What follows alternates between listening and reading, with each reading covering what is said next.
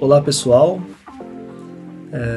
meu nome é Eduardo, eu sou da Igreja Batista Bereana de São Mateus e hoje eu vou continuar o nosso estudo do livro de Atos. No último estudo nós tivemos aí o pastor Paulo Moisés mostrando para vocês um pouco da introdução do livro, mostrando esses detalhes introdutórios, para a gente poder entender melhor o livro de Atos. E o meu propósito aqui, a minha missão é mostrar para vocês o livro de Atos do capítulo 1 até o capítulo 7 e mostrar para vocês como que foi aqui, como se iniciou a igreja e também o ministério de Pedro, que foi muito importante nessa parte aqui. Como o pastor Paulo Moisés falou, ele mostrou a estrutura do livro de Atos. Nesse comecinho ele comentou a respeito de como essa parte dava uma ênfase na questão do ministério de Pedro, e de como a igreja se iniciou ali em Jerusalém. Ele também comentou algumas coisas a respeito da característica do livro, que é um livro histórico. O único livro histórico do Novo Testamento. Ele comparou também com os livros do Antigo Testamento, como Crônicas, 2 Reis, Samuel. E é um livro que, ele sendo histórico, então ele dá a narrativa da história da igreja e também de como foi o ministério dos apóstolos. E nessa primeira parte aqui, que eu vou mostrar para vocês, ele vai mostrar um pouco sobre Pedro,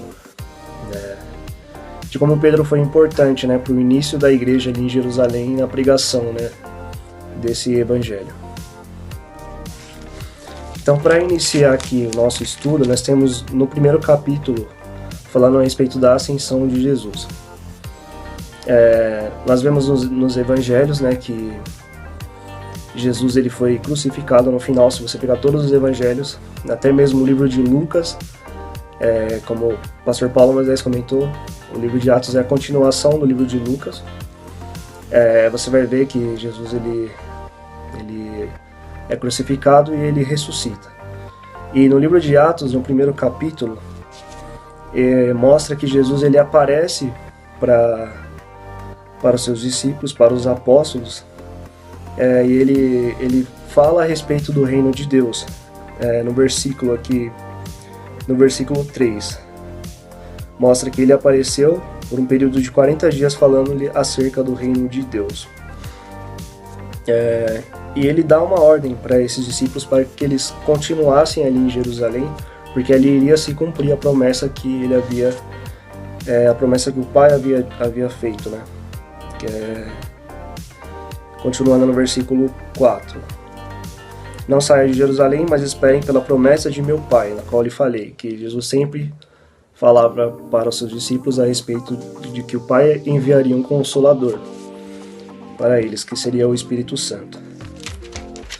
E um versículo aqui que é importante a gente ver é o versículo 8, que ele diz: mas receberão poder quando o Espírito Santo descer sobre vocês, e serão minhas testemunhas em Jerusalém, em toda a Judéia, Samaria e até os confins da terra. Isso aqui é importante a gente ver, e a gente vai falar um pouco sobre isso mais pra frente. Da continuação do capítulo, nós temos a escolha de Matias, que é o discípulo que ele substitui, o apóstolo que substitui Judas, por conta da sua traição. Judas ele acabou se matando e ficou faltando uma peça ali para completar os apóstolos. Então, o que eles fazem para escolher Matias? Eles jogam sorte. E isso era algo muito comum naquele tempo. E nesse ponto aqui específico, dentro da teologia, esse lançar sortes entra como uma revelação especial. E o que é isso? Essa revelação especial é quando Deus se revela de forma específica, de uma forma específica, para um grupo específico. Por exemplo, aqui, ele revelou para aquele grupo de discípulos, para aqueles discípulos, quem seria o apóstolo que iria completar os 12. E através dessa revelação especial, Deus mostra para ele que Matias seria o apóstolo que seria escolhido para substituir Judas. Então, continuando aqui, então nós temos o início da igreja. Antes de tudo o que aconteceu aqui, a gente viu o ministério de Jesus, tudo, não existia a igreja ainda.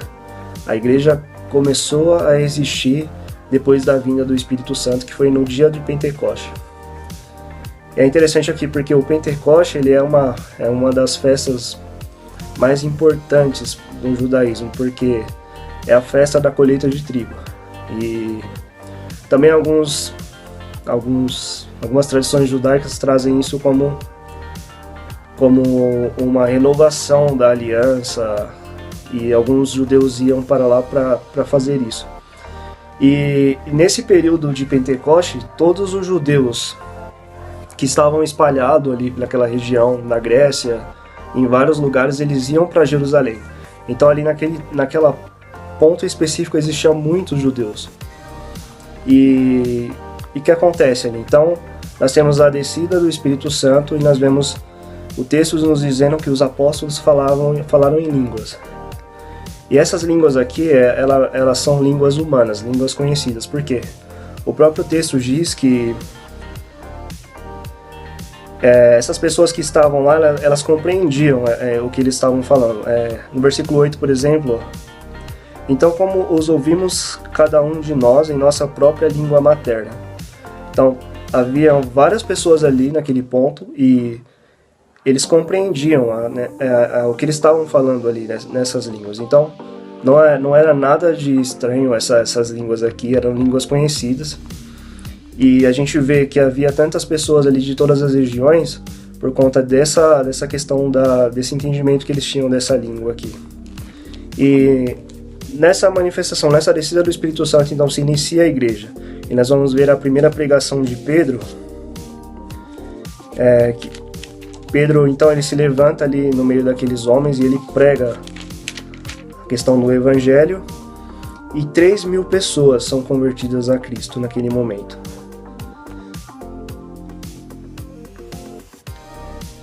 Então, o versículo 41 do capítulo 2 traz que os que aceitaram a mensagem foram batizados e naquele dia houve um acréscimo de cerca de 3.000 pessoas. Então, continuando, o capítulo ele vai trazer qual que era a característica daquela igreja de Jerusalém. Qual que é a característica da igreja? Que as pessoas elas se dedicavam, os apóstolos se dedicavam no ensino, havia comunhão, a partir do pão e as orações. Ali também eles repartiam os bens entre si e eles eram unidos e eles se reuniam todos os dias ali no templo. Versículo 46, todos os dias continuavam a reunir-se no pátio do templo. Partiram pão em suas casas e juntos participavam das refeições. Então havia muita comunhão naquela igreja no seu início. E partindo então adiante, nós temos aqui a cura de um mendigo aleijado. E é interessante a gente ver um detalhe nesse texto, porque essa cura aqui ela tinha um propósito específico. E a gente vê, por exemplo, que esse dom de curar, que a gente sempre vê no Novo Testamento, ele tinha um propósito específico, que era testificar, confirmar ali o ministério dos apóstolos, porque a igreja ela estava surgindo ali, e para que isso fosse confirmado ali, esse ministério, então eles tinham esse dom de cura. Nós vemos isso muito no ministério de Jesus, que cada cura e os milagres que ele fazia, ele tinha um propósito específico. E então nós temos esses dons de cura, esses dons que estavam relacionados aos apóstolos, hoje eles já cessaram, eles não existem mais. Eu não estou dizendo que Jesus não cura, que Deus ele não cura as pessoas hoje em dia, ele cura. Só que nessa ocasião específica aqui, em que os apóstolos curavam, eles tinham um propósito específico. E mais adiante a gente vai ver esse propósito, porque assim que ele cura, então ele faz a pregação. Pedro prega no templo. E nessa pregação, então, nós temos aqui no capítulo 4, versículo 4. Mas muitos dos que tinham ouvido a mensagem creram, chegando o número de homens que creram a perto de 5.000.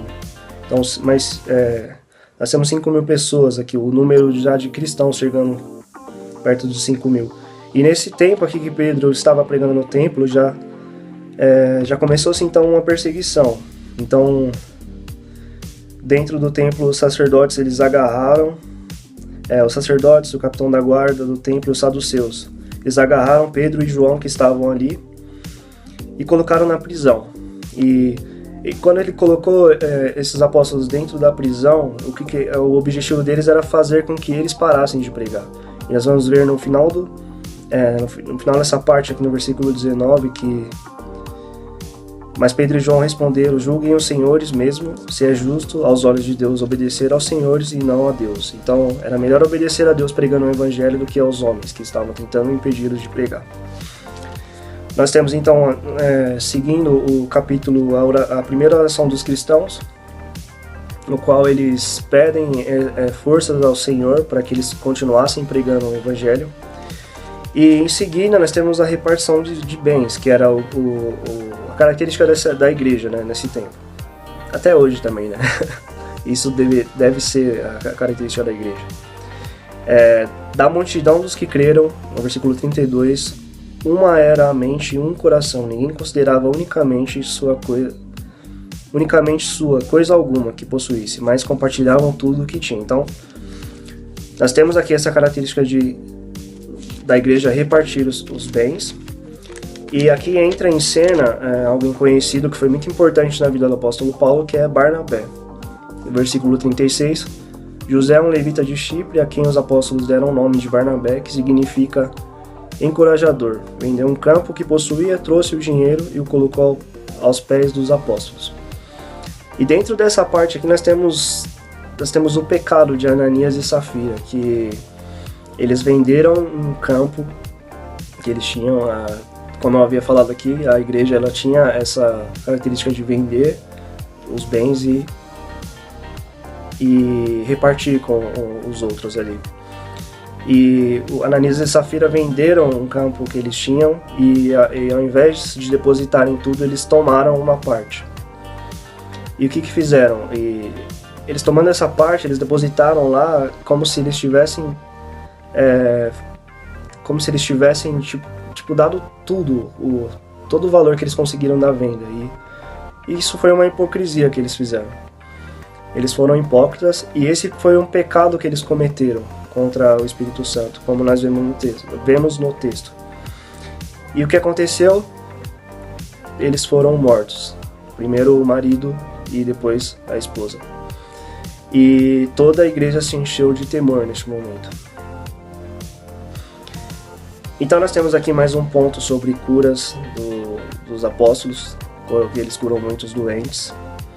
E temos aqui então os apóstolos sendo perseguidos mais uma vez por conta dos sacerdotes, que já saduceus, todos aqueles líderes ali.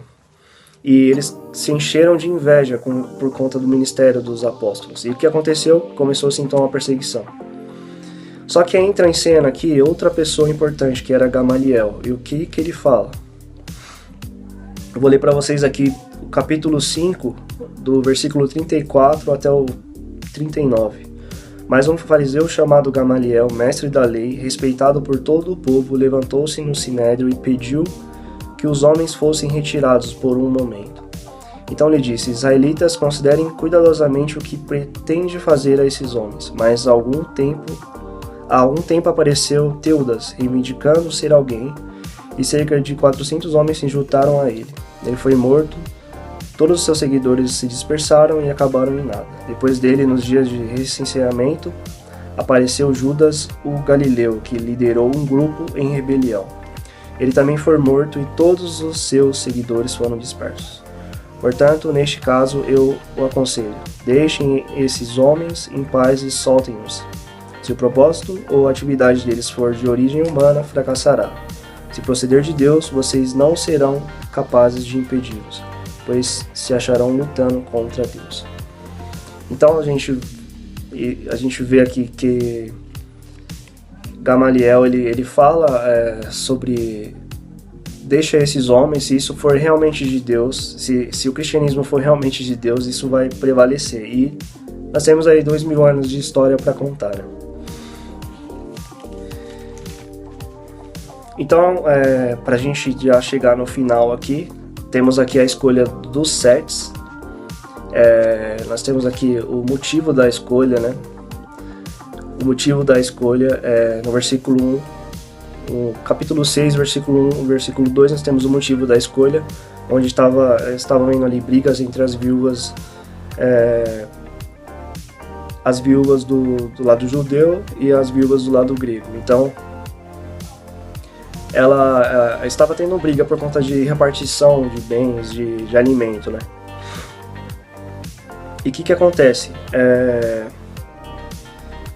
Os discípulos, então, eles falam o seguinte: vamos escolher 7 homens para ficarem responsáveis por isso, porque a gente tem que focar no ministério da palavra. Então eles escolhem 7 homens. Versículo 3 vai mostrar características dos homens. O versículo 5 e 6 vai mostrar quem foram os escolhidos. E o versículo 6 e 7 aqui no capítulo, ele vai mostrar o crescimento do cristianismo, como o cristianismo foi crescendo. Um detalhe importante que eu deixei passar aqui, na característica da igreja, que todos os dias, versículo 2, capítulo 2, 47 a 46, todos os dias continuavam a reunir-se no pátio do templo, partiram pão em suas casas e junto participavam da refeição com alegria, sinceridade de coração, louvando a Deus e tendo simpatia de todo o povo. E o Senhor lhes acrescentava diariamente os que iam sendo salvos. Então a gente vê que a igreja ia crescendo, ela ia aumentando, porque Deus ia acrescentando a cada dia. Então isso não era um mero esforço humano, não era porque os apóstolos estavam tendo o sucesso assim por conta dos seus próprios esforços, mas eles estavam sendo o instrumento de Deus para levar o evangelho para essas pessoas. Então Deus é quem acrescenta as pessoas, né, dentro da igreja, Deus é quem chama, Deus é quem toca no coração das pessoas para que elas a cheguem. E a gente vê que é muito maior do que a gente imagina, né? Porque Deus ele é soberano até nessa escolha do crente. Então, dentro desses 7 homens escolhidos, um homem chamado Estevão foi escolhido. Era um homem cheio de graça, como o texto continua dizendo aqui no capítulo 6. Um homem temente a Deus, um homem que era um servo de Deus e que ali ele estava causando os líderes ali religiosos estavam já com inveja dele. E o que eles fizeram? Eles contrataram pessoas vadias para poder fazer o quê? Levantar falsos testemunho dele. Então ele era levado diante do Sinédrio, o Sinédrio aparecendo aqui mais uma vez, por conta de acusações que fizeram contra ele. No versículo 11 aqui do capítulo 6, então subornaram alguns homens para dizerem: ouvimos Estevão falar palavras blasfemas contra Moisés e contra Deus. E aí, por conta dessas acusações falsas, ele é levado diante do Sinédrio. O Sinédrio era o lugar onde os judeus faziam ali as suas decisões, os seus julgamentos. E diante do Sinédrio ele faz um discurso, ele faz um resumo da história do povo de Israel e de como eles tinham um coração duro. E ele comparou aqueles líderes ali com esse povo que rejeitou a Deus, adorando líderes, ou melhor, adorando falsos deuses, adorando ídolos. E ele compara o coração desses homens com o coração daquele povo. E o que acontece com ele? Ele é apedrejado. Então Estevão morre ali apedrejado. E entra em cena então aqui Saulo, né, que é o Paulo que nós conhecemos. É o final do capítulo 7. E Saulo estava ali consentindo na morte de Estevão. E um ponto importante aqui, que eu vou entrar agora um pouquinho no capítulo 8. E naquela ocasião desencadeou-se grande perseguição contra a igreja em Jerusalém. Todos, exceto os apóstolos, foram dispersos pelas regiões da Judéia e de Samaria. Alguns homens piedosos sepultaram Estevão e fizeram por ele grande lamentação. Saulo, por sua vez, detestava a igreja, indo de casa em casa, arrastava homens e mulheres e lançava na prisão. Então a gente vê aqui que teve a morte de Estevão, mas eu acredito que a morte de Estevão aqui, ela estava... Tudo está no controle soberano do nosso Deus, e aqui tinha um propósito que era fazer com que a igreja se espalhasse. Agora a igreja ela estava saindo de Jerusalém e se dispersando então para as outras regiões, porque depois desse ponto aqui a gente já vai ver Filipe em Samaria, a gente já vai ver a igreja já partindo já para os confins da terra, já, e partindo só que com a pregação do evangelho. E agora nos próximos pontos que vamos ver aqui, nós entraremos com o Saulo, com o apóstolo Paulo, né, e com a igreja aqui já com os gentios, né, que ela, através aqui dessa perseguição, ela foi dispersa e começou-se então o ministério com os gentios. E é isso, gente. Eu espero ter ajudado, que vocês não fiquem só nesse videozinho curto aqui. Eu fiz algo bem rápido, mas que isso possa ajudar vocês a querer aprender muito mais, né, a respeito das Escrituras e a respeito do livro de Atos, que é muito legal. E que Deus abençoe a todos vocês. Um abraço.